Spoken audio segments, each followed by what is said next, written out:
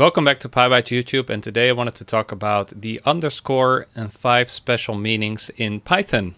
So let's go into the REPL, and one use of underscores is to capture the last value. So if I do any operation, you can refer back to the result of the last operation using underscore. Second meaning is internal methods. So here in the Pybites Books app, there's a function called isValidCSV starting with underscore, and that's a convention to indicate that this is an internal method, that you should not import it into another module. It's only to be used in this module.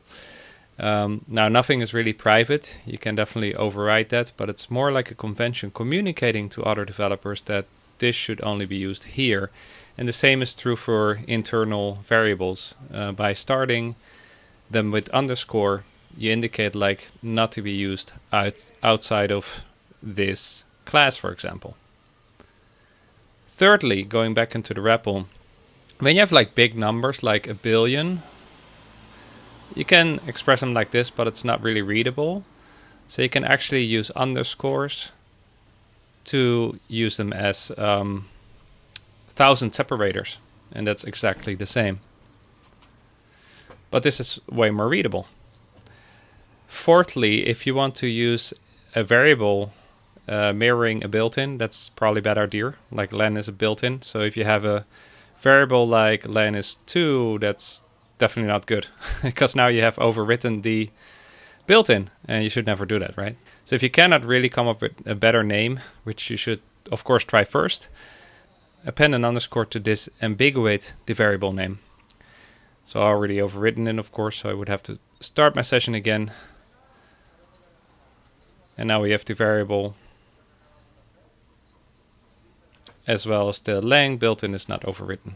And lastly, I commonly use the underscore as a throwaway variable. For example, if we loop through 10 numbers and I'm going to use the variable, loop variable, then it's for I in range. But if I not intend on using the loop variable and I just do something, I don't know,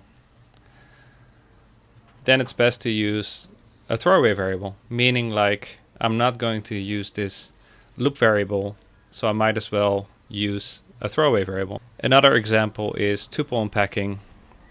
So if you have a tuple of 3 numbers and you're only really interested in the first and the last one, you can do that tuple unpacking like this. Oh, that's not right. And first has a value, last has a value, and the underscore gets assigned that middle value, but we don't spend a variable name on it, like middle or whatever. We just indicate that we don't care about this variable, hence we use the throwaway underscore as a variable. So there you go, 5 use cases for underscore in Python. Thanks for watching, and we'll be back tomorrow with a new video on our channel.